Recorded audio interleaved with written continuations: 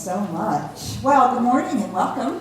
I'm Petra Weldes, Senior Minister here at the Center for Spiritual Living. We're delighted that you're with us on this beautiful spring morning as we prepare for our annual meeting. We've got the kids over there making lunch, and we have lots and lots of special things going on this afternoon, as well as right here in the service today. So we are in our Joyous Freedom Journal. We're in the topic of living in love, because of course this is the month of love, the season of relationships. And our companion book is Don Miguel Ruiz's book, The Mastery of Love. Oh my goodness, this is a fabulous book. This is like The Four Agreements meets The Power of Now. It is very cool. So you'll hear a little bit of that today. And we'll be working with it throughout the month. And then it'll be worked with by Christine and Sherry in our Wednesday night series that will be happening starting next Wednesday. This Wednesday we have our prayer and meditation. No, that's not true. We had it last week.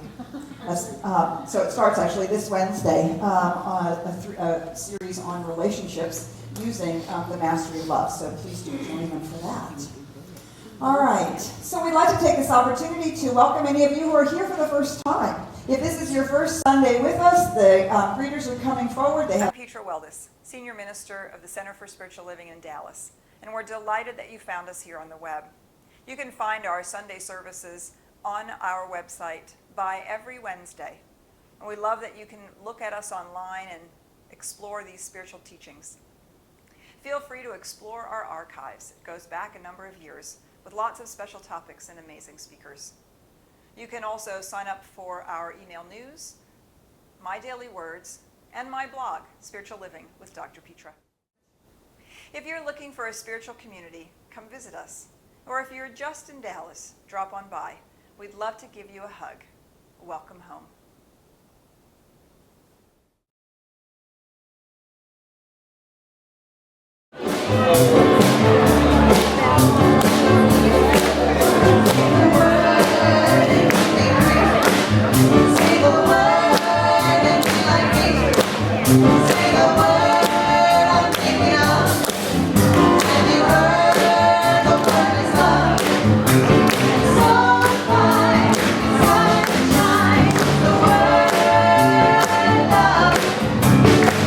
In the beginning, I misunderstood.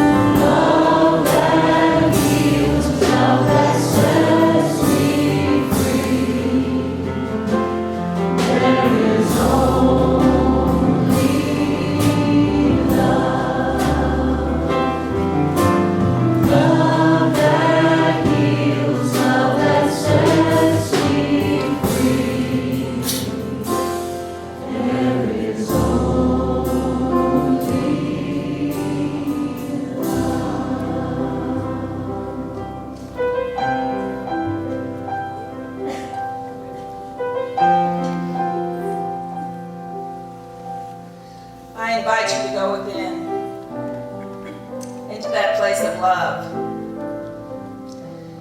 That love that is so enormous in God.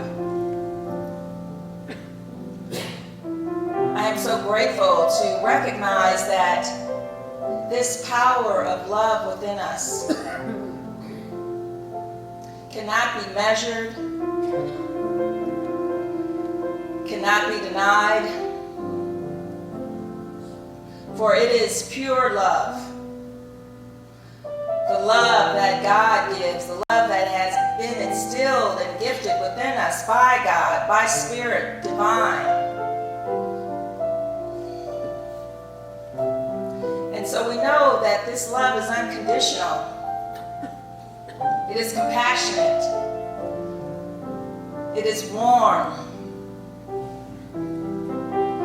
It is how we operate from that place of love that tells us this is where we need to be. This is how we need to live our lives. In love, seeing the God in each other, allowing us to know that each person is a dynamic, powerful, spiritual being, a creation that is here to be honored and recognized by each of us. And so as we give of ourselves, we give of that love, we just become immersed in it. For there is no time when we are without that love. We are held in God, embraced in God, embedded in God, empowered by God. To know this love, to know that this is how we, as spiritual beings living a human existence, that this is how we are to be with each other. And how powerful it is when we radiate and give and exchange that love. We become a beacon. We become an anchor for all to know this kind of love. And so as we bask in this love, we become love personified. And it is my deep felt gratitude for being in this love, living in this love that this community has given me all these years. And I've been so privileged to be able to give that love in return. And so in the oneness we continue that love. Now and forever. For we are not separate from that love that is God, and we are not separate from ourselves. We are engaged, enlivened in this magnificent love, this awesome love. And in deep gratitude for that love. I know it is God. I know that it is good. And we can affirm that together by saying, and so it is.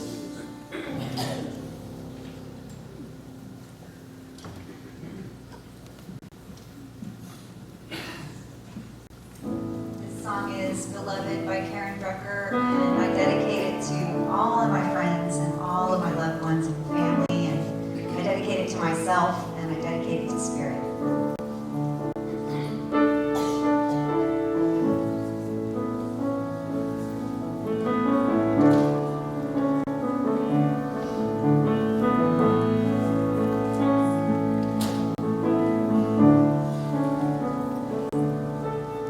When I look in your eyes,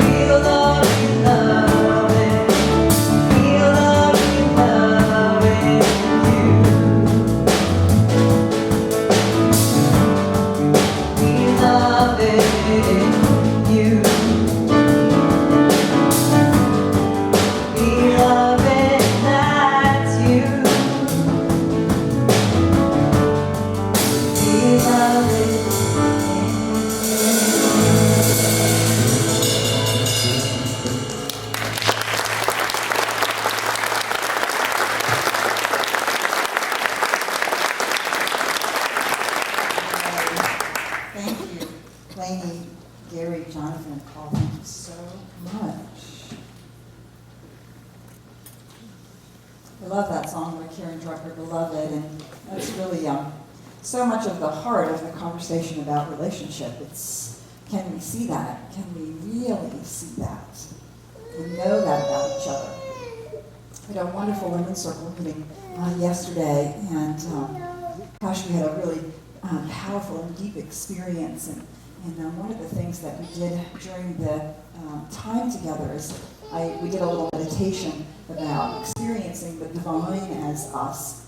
And then we sat knee to knee with each other, and we just allowed ourselves with very soft eyes to gaze at each other and to see the beloved there. And we gazed into each other's eyes, and we spent some time gazing onto each other's hands, because this is how the beloved operates in the world. Our hands make and give and break and tear apart and build back together again, all from the inner impulsion of the truth of our being. And it was a powerful, rich moment. You could feel it in the room. And afterwards, as we were talking about it, one of the women said, "You know, I know this, but I don't think I do this with the people in my life." Isn't that true? Oh, yeah, we know we're all one. We're all one, and we're all part of the whole. And oh, yeah, I know that God is within you, and I know that until you do something, which I don't rather you didn't do, and I'm not so sure anymore, right? Or we don't take the time to see that in each other. We can say the words, but we're not actually living it. We're not actually engaged in it in a moment-by-moment, day-to-day experience. It was so powerful to just be in that relationship with each other, just with the beloved.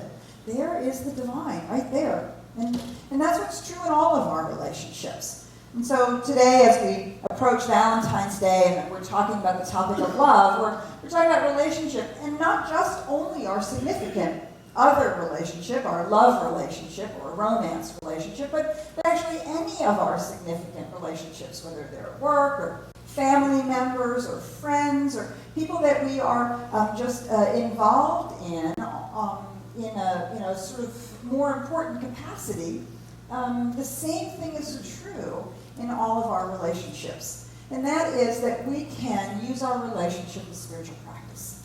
Actually, spiritual practice, relationships are the deepest spiritual practice I know, and one of the most profound spiritual practices that we can walk on.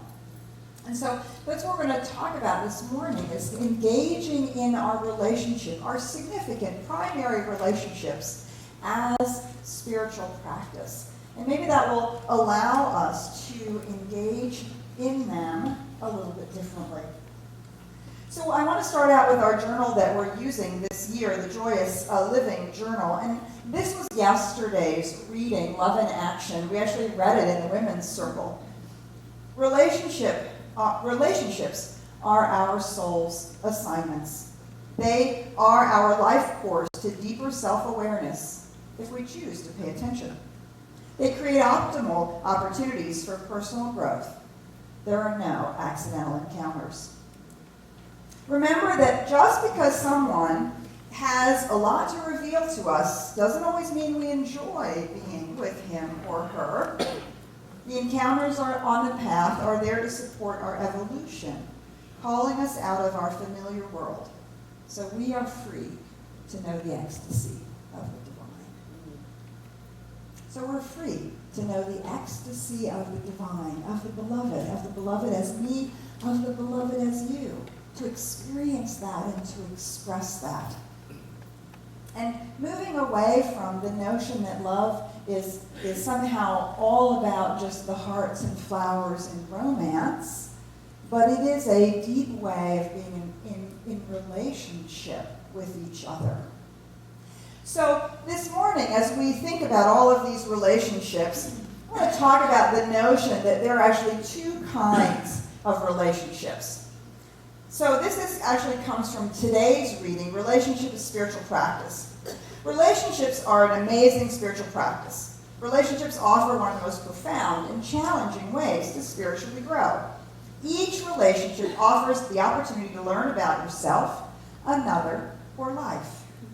In relationships, you are confronted with all the ways that your past, your negative beliefs, and your subconscious patterns are still playing themselves out in your life. You get to see where you are unable to be unconditional love, where you harbor resentment, or when you actually withhold love. Now, I'm calling these kinds of relationships karma relationships. And that's often what they feel like. And even sometimes what they look like. Not so much physically, but you know, that sense of the sort of battle of wills, or the, I loved you because you were really different from me, and now that we're in a relationship, could you just be the same as me? That would be so much easier. And I'm actually going to try to beat you into submission. That you would be more like me, right? Isn't that, I hear a lot of knowing laughter in the room. I see that we're in this boat together. Now, it's also true that relationships offer you an opportunity to practice the way you want to see the world and be in the world. You get to practice living out of the spiritual truths and principles you believe. And I'm calling these Darma relationships. We have karma relationships, and we have Darma relationships. And you can see how differently they look and how differently they feel. Now, we can learn from both kinds of relationships. So let's explore a little bit about karma relationships. Now, when we think of karma, it comes from the Buddhist tradition, or it comes actually from the Hindu tradition, and it's another way of saying the law of cause and effect, right? Karma relationships have to do with what you put out is what you're going to get back. And it usually means that what we're putting out are the past patterns and the habituated ways in which we have learned to see ourselves or each other. And we then live from that in our relationships. You see, so for instance, when I was growing up, many of you have known, I've spoken about it, I had a rageaholic, alcoholic father was very authoritarian, and I learned to make sure, or try to the best of my ability, that I didn't do anything to upset the apple cart. And I became this massive people pleaser. And it's taken me years to unhook from that pattern. But I can see back relationships where that is the primary function that I had in that relationship, was to please other people, or that's what I felt like I had to do, was to please other people. And of course, what happens when we do that, when we live out of those patterns? Well, we're miserable.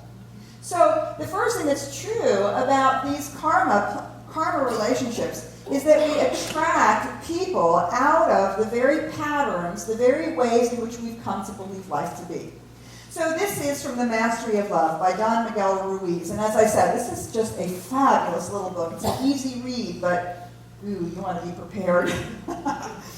Just as societies and religions around the world create incredible mythologies, we create our own. Our personal mythology is populated by heroes and villains, angels and demons, kings and commoners. We create an entire population in our mind, including multiple personalities for ourselves. And we master the image we are going to use in certain circumstances. We become artists of pretending and projecting our images, and we master whatever we believe we are. He goes on to say this: you have practiced all of your life to be what you are, and you do it so well that you have mastered it. When we were children, let's say, we had a problem with someone, we got angry. For whatever reason, that anger pushed the problem away, and we got the results we wanted. It happened a second time. Once again, we reacted with anger. And now we know that if we get angry, we push the problem away. Thus, we practice and practice, and we've become masters of anger. In the same way, we become masters of jealousy, masters of sadness, masters of self-rejection. All of our drama and suffering is by practice. And we practice the agreement until it becomes mastery. So do you see, that was my experience growing up in my family. I learned to master certain things. We all have these patterns that we experienced, whether from our family of origin, whether from the society in which we grew up, our experiences in school, and we mastered certain ways of being and behaving. And those become the patterns from which we operate. And what the law of cause and effect tells us is that we are the cause that is attracting exactly that effect in our lives, in our relationships. So our relationships outpicture the very patterns. So if we have developed this mastery of anger, right, we either attract people who are angry, or we attract situations in our relationships where we constantly get to play out being angry, or we attract situations in which volatility and anger is the way in which we behave and negotiate. Do you see? We've become masters of it, and it becomes not only the filter through which we see, but it becomes the magnet from which we attract. Now, the good news is that this is an opportunity for healing. This is an opportunity that we have to heal our woundedness, to heal these patterns that don't work. Karma relationships, we attract karma relationships to us for the purpose of this very deep healing, if we're willing to engage in it, if we're willing to allow ourselves to be present for it. So Don Miguel goes on to say this: life brings you exactly what you need. There is perfect justice in hell. Oh yeah, he's just spent the last 2 chapters describing relationship hell. I'm thinking we would all recognize it, so I didn't need to describe it to you. Life brings to us exactly what you need. There is perfect justice in hell, in relationship hell. There is nothing to blame. We can even say that our suffering is a gift. If you just open your eyes and see what is around you, it's exactly what you need to clean your poison, to heal your wounds, to accept yourself, and to get out of hell. It's so much easier just to call him a jerk, isn't it?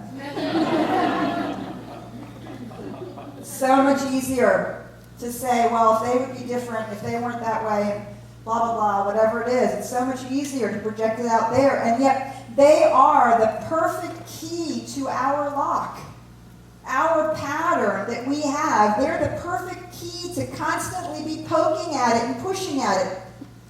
Not because they're doing it on purpose. You see, they're not being malicious, just like you're not maliciously poking and prodding at somebody else, but you are the perfect key to their lock, and simply the way in which you show up and your pattern and your way of being in the world is constantly pushing at that wound. And they have attracted you, just like you have attracted them, for healing, an opportunity to bring that wound or that old belief or that false idea, to bring it up to the surface so that it can be looked at and healed. Now, the other thing we can say about these relationships is they are often difficult and painful. Now, they are difficult and painful partly because we're unconscious. And so we're just playing the patterns out over and over and over and over again. And we're just doing the same things over and over and over again. And we're just continually projecting it onto the other person. And so it feels difficult and painful. So we can look back at our lives, and if you can count those and look at those relationships, love relationships, boss relationships, family relationships that are consistently difficult and painful, these are karma relationships you have attracted into your life for your own healing. And if we can really see that and really engage with it, you see, we can actually cleanse the wounds. We can release the old beliefs. We can see them for the lies that they are.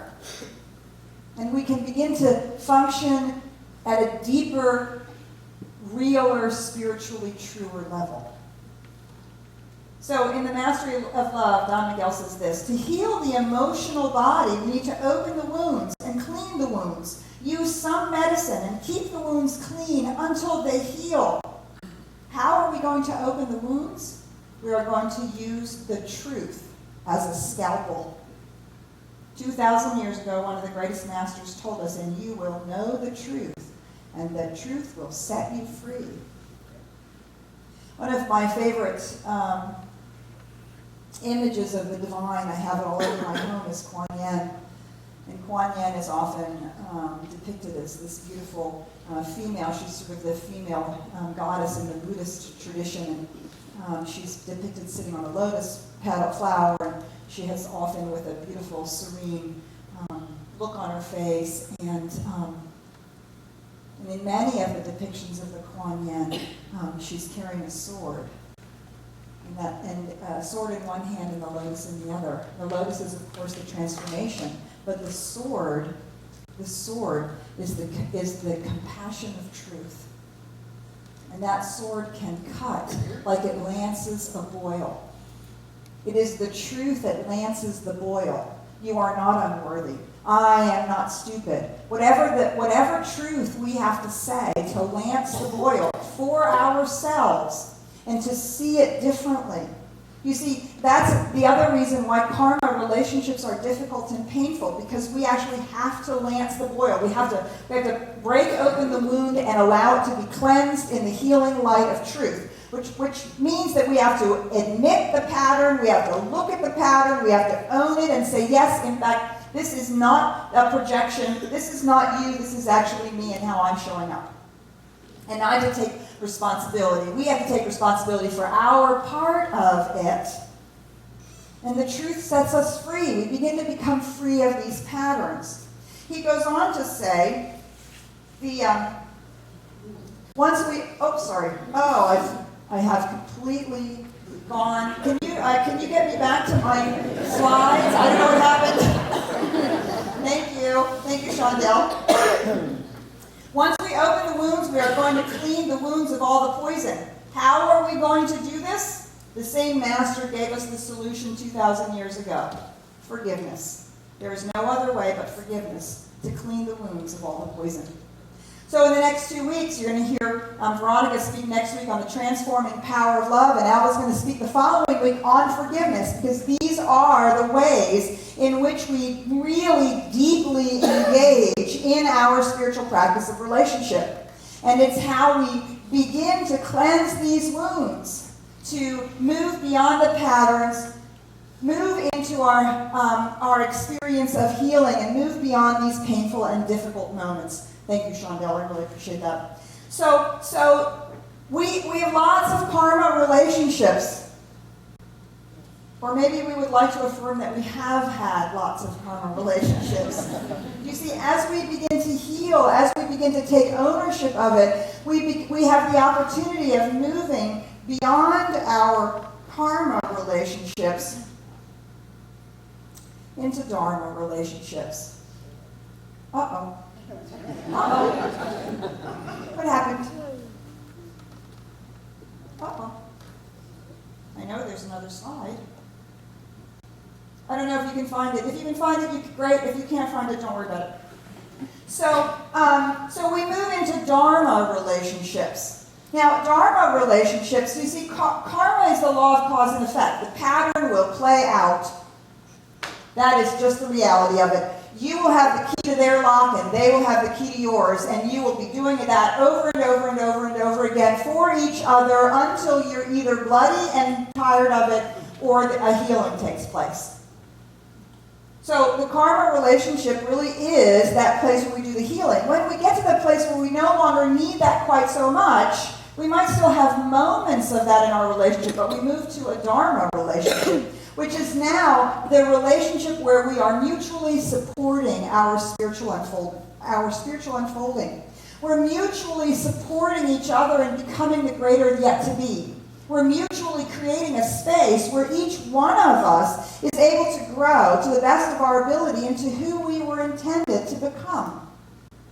In a Dharma relationship, we are taking responsibility for our part of it. We're not projecting it out there. This is the primary difference between a karma and Dharma relationship. A karma relationship, I'm constantly making you wrong. I'm constantly blaming the other person. It's constantly about how they show up and what they do or don't do. In a Dharma relationship, do you see, I'm fully engaged, we're fully engaged in allowing our relationship to be a spiritual practice, to teach us something about ourselves. Thank you again, Shondell. I'm so grateful you're up there. Yay. So we are attracted to each other out of our desire for mutual growth. And we build a relationship out of this mutual growth. And we discover that, yes, while we're different, we may be different from each other. My boss may be very structured. I may be much more spontaneous. You see, I have the gift of spontaneity to give to that person, and they have the gift of structure to give to me.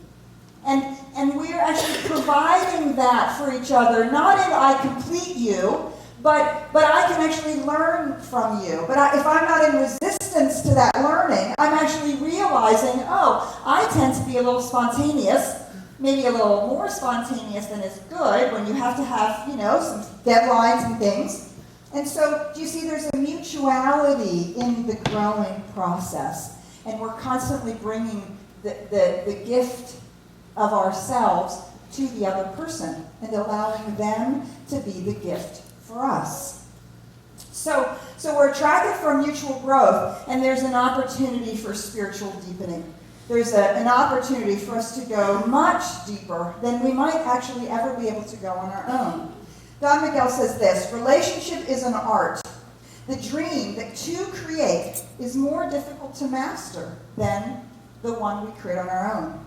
To keep the two of you happy, you have to keep your half perfect. You are responsible for your half, and your half, well, it has a certain amount of garbage. Your garbage is your garbage.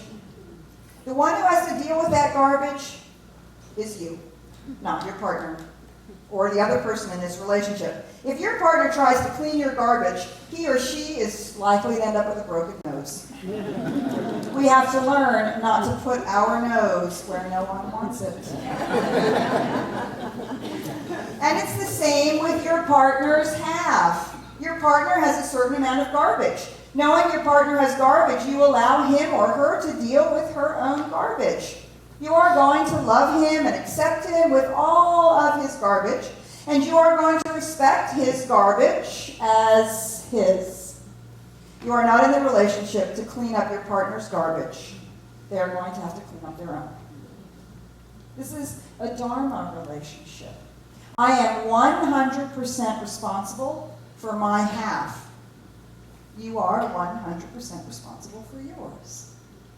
Now I've engaged. Now we've entered into relationship as a spiritual practice. And you see, as the picture, we're walking side by side. In the karma relationship, we're always about making each other different, fixing each other, having it be different. Now, we can certainly have those conversations, and there's all kinds of things that we can do together in the relationship, but then there's also something about we're working together side by side in our lives, because I'm about my own work, and you, whoever you are, you're about your own work. Whether, again, this is true not just in our love relationship, not just in our primary relationship, but in all of our relationships.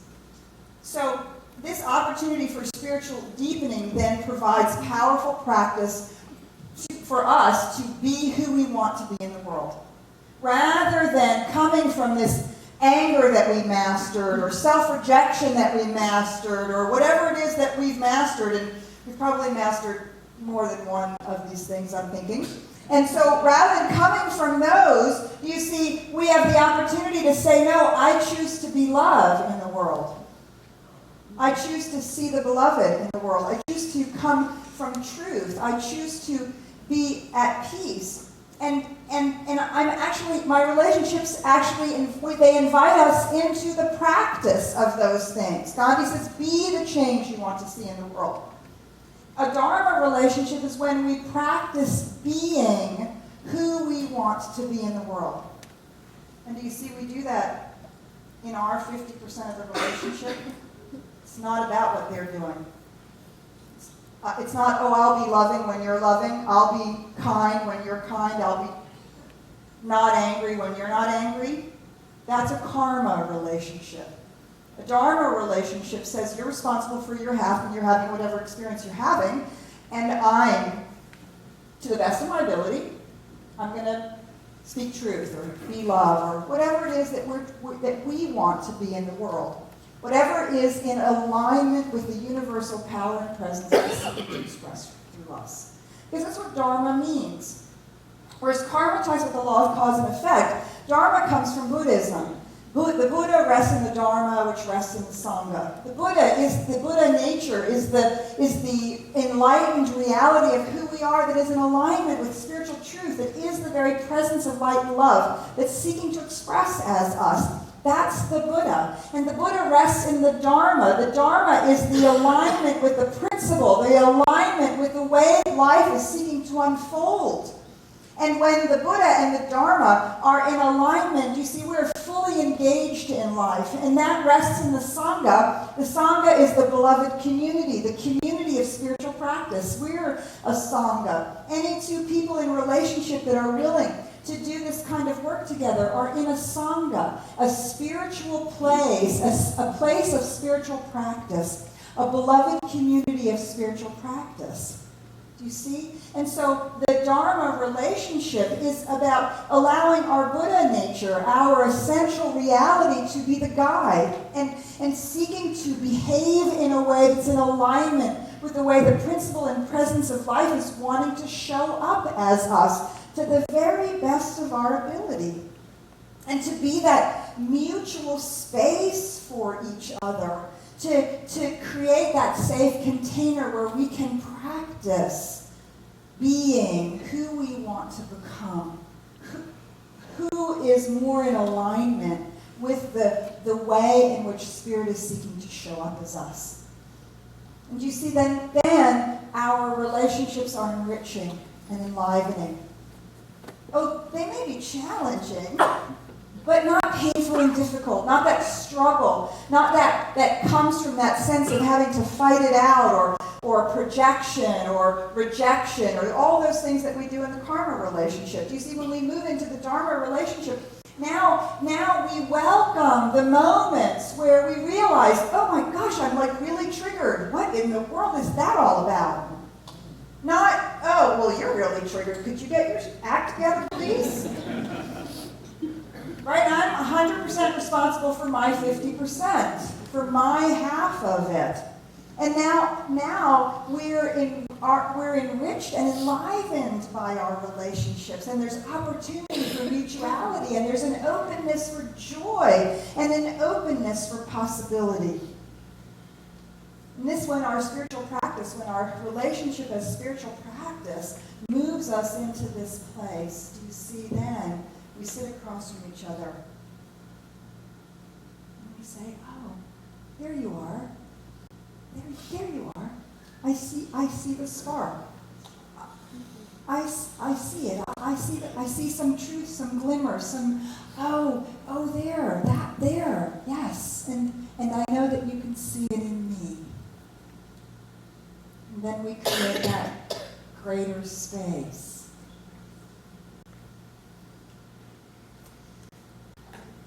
I love that Robert Fulton book, Everything You Need to Know to Learn to Learn.